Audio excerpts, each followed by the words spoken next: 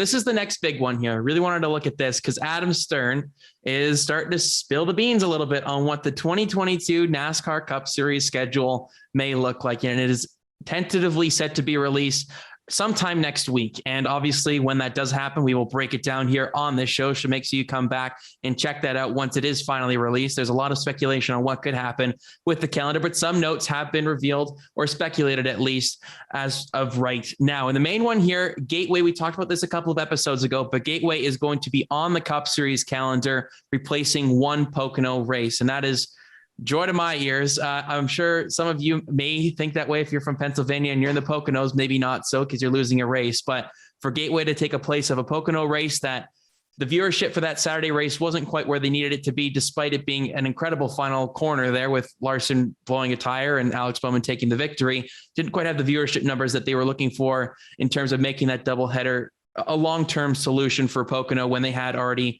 before the doubleheader kind of experiment here, 2 dates that were relatively close together in the late May, early June, and then sometime in late July. So it was just really condensed there to go to 2 Pocono races. And I think they're making the right decision here. They've gotten rid of one Michigan race and now they're getting rid of a Pocono one. I'm starting to get on board with the way NASCAR is treating the schedule here, as well as COTA will remain on the Cup Series calendar next season. And then finally, it's looking like the Clash at Daytona is no more. It's the Clash at the Coliseum. And it's going to be, it seems, at the LA Memorial Coliseum to start off the season about 2 weeks prior, it seems, to the Daytona 500 weekend.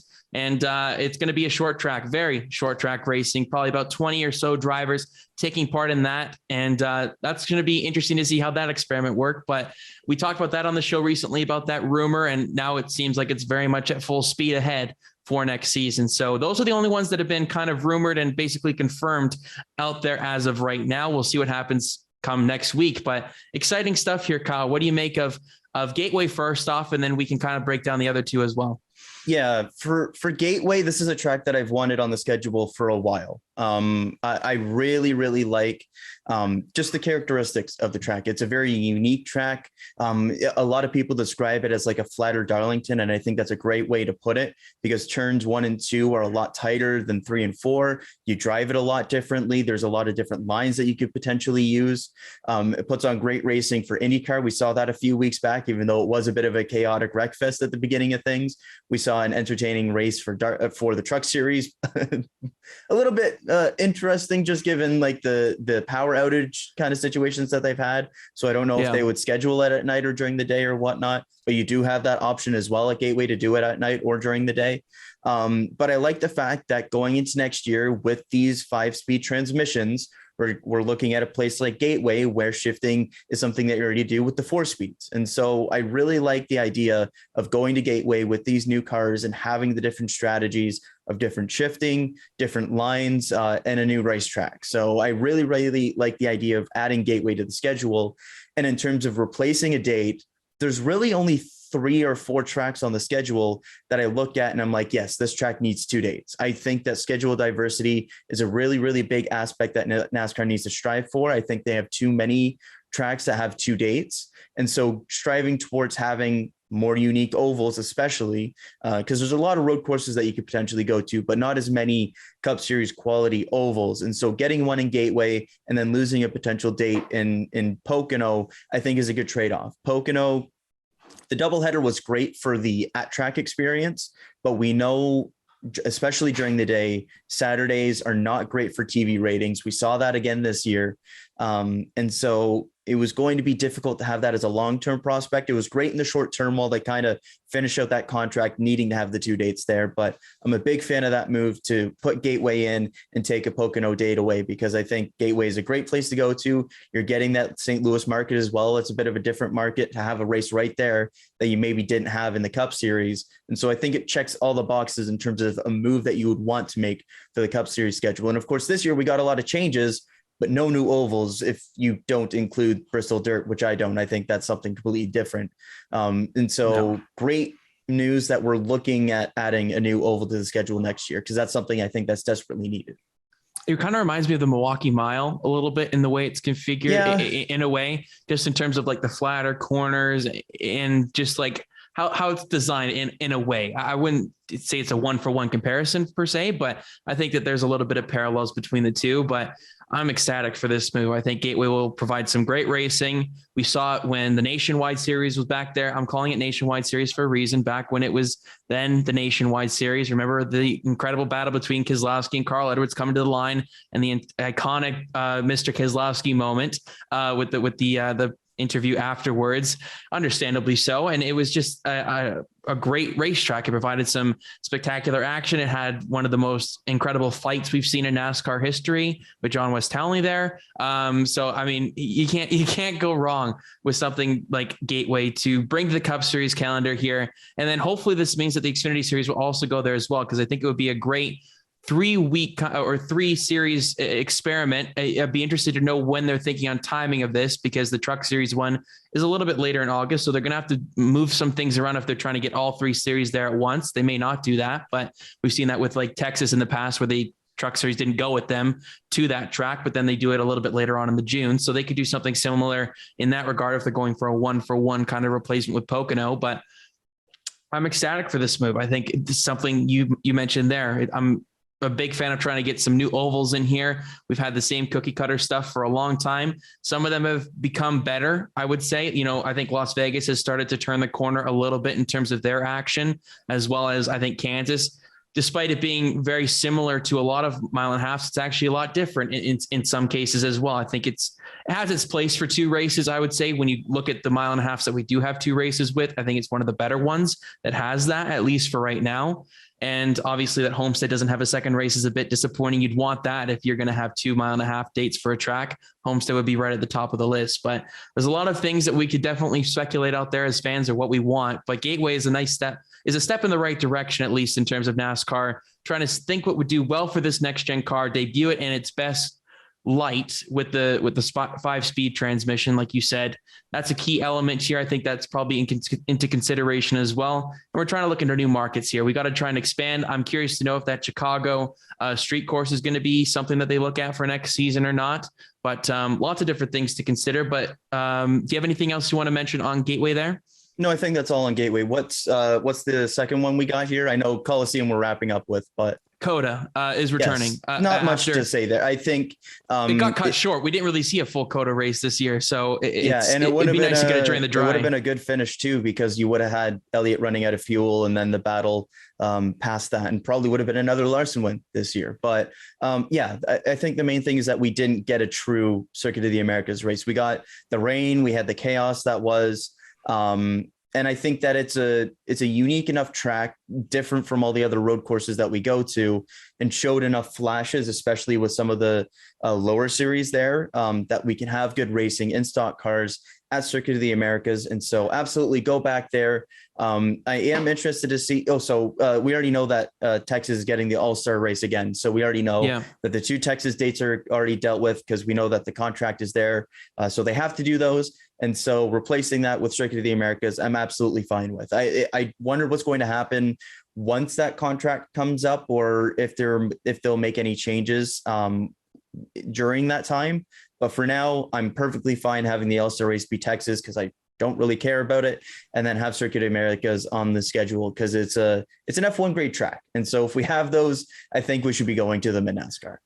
Yeah, I think I would love to see a dry race there, because I think Tyrrell will be absolutely horrendous for these guys. We saw it in the wet. They were just chewing through the wet weather tires, it seemed. And, that's obviously different. Yeah, like the truck race was awesome. The truck race was great. The battles between like Todd Gilliland, Kaz Gralla, Tyler Ankrum, like there was a bunch of guys in the conversation there. It was a really, really fun race. Xfinity, a little bit less so, but you had a lot of cup ringers in there and a lot of different stuff. So I think overall it was a weekend that we didn't get to see the full potential. And so go back there again with the new cars, see what we got, and then kind of reevaluate after that. Yeah, I want to see one dry race on the full circuit. And when it was announced last year, I was pretty much in the side of, I think maybe they should look at the shorter version of the track. I want to see a full version in the dry, because we didn't get that this season for the Cup Series. And then I can kind of make my mind up and see if that's a little bit too long, or if something may need to be adjusted. I'll hold back my stance on that for at least another season. I don't really care about track length, but at the same time, I think, it's just a good opportunity to try Coda again. And it's definitely deserving of it. It just didn't get a fair shot this first time around. And that was really unfortunate for all the fans that went out there. They saw a shortened race. They could barely see anything in the clouds of rain too. I mean, it was just pretty nuts that unsafe conditions, obviously. And that's why they call the race short. So last one, LA Memorial Coliseum. This is pretty exciting. This is a real life Cars movie race that we're essentially going to get. I know the Cars movie one is meant to try and emulate the Auto Club Speedway, but this is still in that same realm in the LA area. I'm a big fan of this move to try and get us out west a little bit more because there's some pretty good stuff out west. So I'm excited to see what happens here with this LA Coliseum. I don't know how much of a wreck fest it's going to be. We don't know if they would put the next gen car out there. I think a lot of the teams have basically said, I don't want to put it out there because it is a wreck fest and they're just going to damage something that just put a whole bunch of money into trying to build. So it would make sense that maybe this is like the last hurrah of the current gen car, or they do something different. Who knows? But your thoughts, Kyle, on the possibility or the very likelihood of the NASCAR Cup Series taking on a very, very short track at the LA Memorial Coliseum? Yeah, since this has been rumored about, I thought it was very far-fetched to think that this would be a points race or anything like that, just because putting a track inside a stadium, it's going to be very hard pressed to fit everything in there with like a 40 car field and stuff. So I never really got the idea that they were looking to make this a points race. I didn't know if they were going to replace the Clash or have this as maybe like an end of season event or something along those lines. I didn't know what they were striving for, but it seems like it will be replacing the Clash in its current form. And I'm completely fine with that. The Clash in its current form had kind of lost its luster. Hell, we moved it to the road course this year, for example. It had become a wreck fest. It was sloppy. It was the beginning of the season. It was shorter fields. It was just kind of forced at this point. It didn't have that same luster that it did a couple of decades ago when it first came into effect. And it was I'd even say once the Budweiser shootout ended, I think when that name ended, it's just been kind of a mishmash of a whole bunch of different ideas and how to do it and everything like that. Yeah. Since then, I would argue at least, but carry on. Yeah, it's just something that it's an exhibition race. So there isn't much to really go for except for the win. And when you have that kind of circumstance on a super speedway, and especially with the current package that we had, it resulted in a lot of just wreck fest, just chaos stuff that's maybe entertaining to watch to a certain extent, but is also just like, what are we doing here? And so when they moved it to the road course, it was an interesting prospect. And then of course we had to move Auto Club to the Daytona road course. So then it almost came redundant having those two races early in the season, all this kind of stuff. But the idea of having a short track, whether that be somewhere in the range of a quarter mile to a half mile, probably somewhere in between that, oval inside a stadium with like 18 to 24 cars, depending on what kind of rules they have for who qualifies and stuff like that, I think would be awesome, because you're getting kind of like the Bowman Gray kind of vibes with that, having the track inside the stadium, but you're doing it on a grander scale, which the Cup Series wants. You're going to a big market in Los Angeles, and you're doing it at a big stadium like LA Memorial Coliseum. And so I think it checks all the boxes of what NASCAR would want to do with the Busch Clash. And do it in a new place, a place that you wouldn't be able to do for a regular season or playoff race. Get to go to a unique place, get to go to a track type as well that you wouldn't have on the schedule. Kind of almost returning to your roots of sorts for some of these drivers, and kind of go bang doors for however many laps they have, and see who comes out on top. I think it would be a lot of fun. I think there would be a lot of torn up cars, of course. I think it would be pretty chaotic, especially if we had a few yellow flags near the end of things. But I think overall, it's a great idea to try out, because it would be a different kind of track. It would be a different kind of spectacle having it inside a stadium. And it doesn't matter if it goes poorly. It's not like a Bristol Dirt where if it goes bad and we need to change rules halfway through the race to make it manageable and to get to the finish, it doesn't matter, because it's not worth points. It's literally just a check and a win at the end of the day that doesn't even count for overall totals towards your career. So I think it's a perfect place to try it out, try to bring some interest back to the Busch Clash. And I really, really like the idea of trying this out in this format at the beginning of the season, because I really think it can help start off the season with a huge bang, get a lot of people interested in a different market that usually has had some trouble getting into NASCAR, and then bleed right into Daytona 500 week. Yeah, I was just going to say that if you're going to try and build hype for a season, it's better off at a short track like that, a new venue in Los Angeles, rather than a road course at Daytona for a series that doesn't race the Daytona road course. It's not what it's known for there. So if you're going to build something like that for the season, it's not going to, it'll just become speed week instead of speed weeks there at Daytona then with qualifying and everything. I'm not too bothered by that whatsoever. I'd rather have this and see how it works than have the same old thing with, sorry to interrupt, but like to that point, you can still make it a speed weeks thing. If you just have one of your lower series go to New Smyrna to start their season and have that the week before on like the Saturday or something, and have a night race at New Smyrna short track, and have either Xfinity trucks or even both go there. And then you can still have that kind of week-long, couple-week event there. So I still think that there's possibilities to still make it a speed weeks type thing while still having this idea there. Yeah.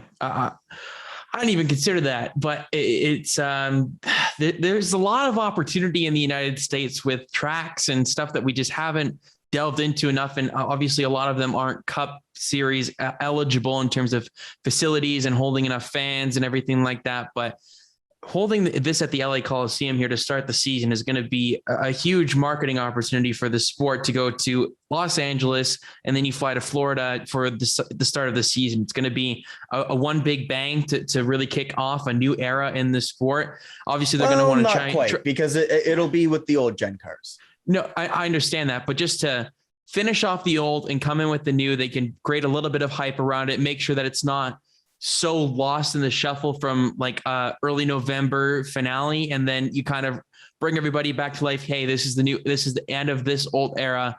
This is the beginning of the new now. And I think that would be a really smart idea to do something like that. And if we can get one more race of these cars on a short track that they've never been to before, I think we're going to be in for a good show. And I'd be curious to know who comes out on top, but that's all for time in due time. So any final thoughts on the schedule? We'll talk about it more all in depth a little bit more next week when it does officially come out, but then we'll move on to a couple of other things. Nothing too much more to add. I do think we'll get maybe one surprise. I think there's going to be one thing that we haven't really heard about too much. That's going to be a surprise. And I'm not even including the Chicago street course in that, because we've kind of heard rumors and everything like that. So I do think that with all the changes they made last year, they're trying some different stuff out. They're going to have more possibilities with more things, presumably opening up by next summer and having different possibilities. You don't need to worry about California and stuff like that, obviously, because they're going to the Coliseum apparently for the Busch Clash. So I do think that we'll maybe see one surprise on the schedule that we haven't really heard that might catch some attention. Would you say it's a new addition, or would you say that you're leaning towards a former track that may come back?